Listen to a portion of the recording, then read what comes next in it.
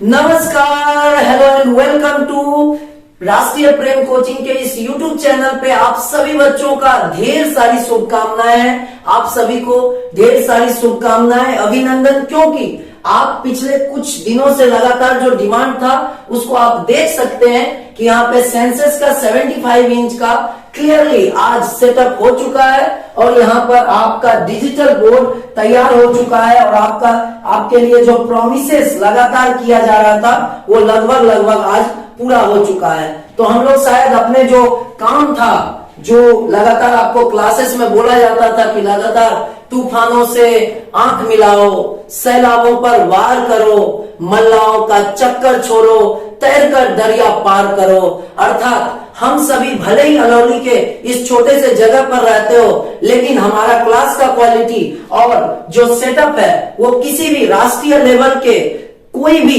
Coaching संस्थान या जो सबसे बेस्ट सुविधाएं हो सकता है उससे कम नहीं होगा।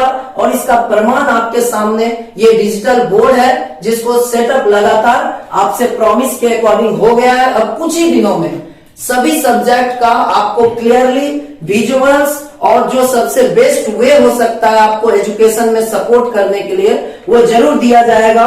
और इसी कड़ी में हम लोग यदि बात करें छोटे से छोटे या बड़े से बड़े टॉपिक का, तो बेहतर तरीके से समझाने के लिए निश्चित रूप से कहीं ना कहीं आपको ये बहुत मदद करने वाला है कुछ ही समय में। तो सभी बच्चे इस चीज को ध्यान रखेंगे, ज्यादा से ज्यादा शेयर करेंगे जिससे कि आप सभी बेहतर तरीके से इन चीजों को कर पाए। तो चलिए शुरुआत करते हैं कुछ महत्वपूर्ण टॉपिक के साथ और आप इसका एक्सपीरियंस करके बताएंगे कि जनरल बोर्ड और ये डिजिटल बोर्ड के बीच आप डिफरेंसेस कैसे देख पाते हैं। जैसे मान लीजिए आप सभी ने एक छोटा सा टॉपिक पर रखा है कोशिका। आप जानते हैं कि ये जो कोशिका होता है सबसे बाहर कोशिका झिल्ली होता है। आपको पता है कोशिका झिल्ली के बीच में कोई भी सर्कुलर रचना है तो ये केंद्रक है। अब आप देखिए इसके बीच जो डिफरेंसेस दिखेगा वो किस प्रकार से ये आपके कॉन्सेप्ट को बेहतर बना सकता है। जैसे मान लीजिए हमें कोशिका द्रव समझाना है तो हम जानते हैं कि ये वाला जो जगह है इसको कोशिका द्रव कहते हैं, कोशिका झिल्ली और केंद्रक के बीच के जगह को कोशिका द्रव कहते हैं। तो इसे भरा जा सकता है। देखिए अब आपको क्लियरली दिखेगा कि कोशिका द्रव, ये वाला रचना को हम क्या कह दिए, कोशिका द्रव। अब मान लीजिए केंद्रक के अंदर जो द्रव भरा रहता है उसे हम क्लियरली इंडिकेट करना चाहें तो ये हो गया केंद्रक द्रव और ये क्लियरली हो गया क्या चीज, केंद्रक झिल्ली। अब इन चीजों को यदि डिटेल में आप जानना चाहें तो आप बड़े करके भी यहाँ पर देख सकते हैं कि ये रचना किस प्रकार का है बच्चों। तो ये कहीं ना कहीं रचना कोशिका का है। एक बेहतर एक्सपीरियंस आप कर सकते हैं जिससे कि इन चीजों को आप बेहतर तरीके से समझ सकते हैं। उतना ही नहीं, इसके अंदर जब आप अंदर जाते हैं तो बात करते हैं यहाँ पर इस तरह का क्रोमोसोम्स होता है, यानी कि कह सकते हैं यहाँ पर क्रोमोसोम वो रचना है जिसके कारण मनुष्य है। आपको पता है कि 46 क्रोमोसोम के जगह पर कभी गलती से 2 क्रोमोसोम कम हो गया तो आदमी बदल जाएगा किसमें, डॉग में, कुत्ता में। जबकि सीधे तौर पे बात करें 1-2 बढ़ गया, 2 बढ़ गया तो आदमी बदल जाएगा किसमें, गधा में। जबकि 1-2 बढ़ गया, मान लो 1 क्रोमोसोम सिर्फ बढ़ गया, एक्स के जगह पे XY साथ में आ गया तो बच्चे ये इंसान आपको ट्रेन में 10-10 रुपया मांगते हुए दिख सकते हैं। तो आप समझ सकते हैं कि क्रोमोसोम जैसा महत्वपूर्ण रचना को यदि हमें 3D में दिखाना हो तो हम आसानी से कैसे दिखा सकते हैं, उस चीज को आप समझें। इसी रचना को हमें पास में ही रखना है, इस रचना को। और देखिए आपके सामने क्लियरली एक डायग्राम बन सकता है। वो किस तरह का, वो आप कह सकते हो एक रचना, आप डबल मार्कर रखना पड़ता था। यहाँ पे देखिए डीएनए का एक स्ट्रैंड हुआ और डीएनए का दूसरा बेस पेयर इस प्रकार से हुआ।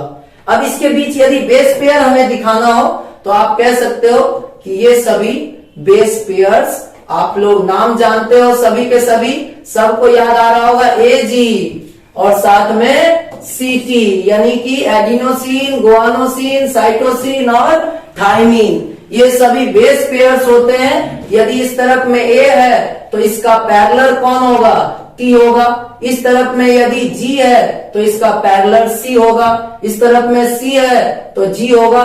इन सभी संरचनाओं को एक बेहतर एक्सपीरियंस के साथ न सिर्फ आप पढ़ सकते हैं बल्कि बेहतर तरीके से पढ़ सकते हैं।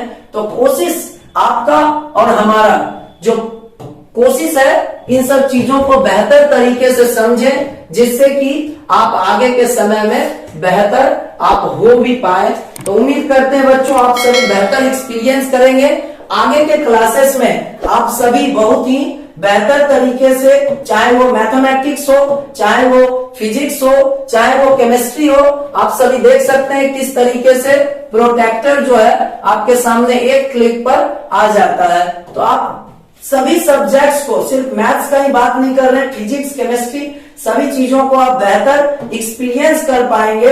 इसमें कहीं कोई डाउट या किसी भी तरह का और कोई बात है ही नहीं। सभी बच्चे इस चीज को ध्यान पूर्वक समझेंगे कि आप आने वाले समय में, क्योंकि हमारा जो उद्देश्य है वो साफ है कि आप बने श्रेष्ठ। हमारा उद्देश्य है आप बने श्रेष्ठ। अब ये जो आप श्रेष्ठ बनेंगे तो हम सभी श्रेष्ठ परफॉर्म करेंगे, तभी आप श्रेष्ठ बन पाएंगे। इसके लिए हमारा पूरा कोशिश है कि आपको न सिर्फ हम ये कहेंगे कि हमारा उद्देश्य आप बने श्रेष्ठ, ये केवल कहने से बच्चे चीज चलने वाली नहीं है।